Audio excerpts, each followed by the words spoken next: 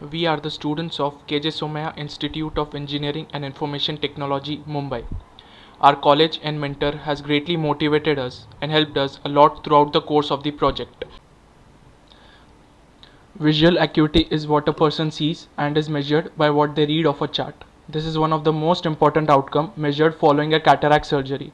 Typically, a patient is asked to cover each eye and thereafter responds to symbols from a chart at a distance. This is thus dependent on human response, light, and attention of the patient and the person recording.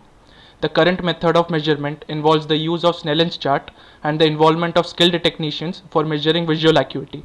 What we propose is a digital lab-based solution and a periscope which can give consistent and accurate readings. First, the field settings are identified. If there is no proper light ambience, then the display device is mounted on the periscope. Else, device is kept at a distance between 0.5 to 6 meter. This distance is fed to the app to accordingly render the chart. The Snellen's chart is read by the patient and accordingly the volunteer records the response of the patient in the remote app and the visual acuity is calculated. We have used the concept of ray optics and computer graphics to create a digital chart which is not affected by distance and ambience. We have created a Flask API and a socket because of which the Android applications were able to communicate with each other. We have hosted the database on Atlas MongoDB which stores the data of the patient. If the acuity is less than 6 by 6, then a pinhole occluder is used and the same test is performed again. If the vision is improved by using the occluder, then the patient has a refractive error which can be solved by using lenses. But if the vision is not improved, then the patient has an eye disease. If there is no proper light ambience, then the periscope is used.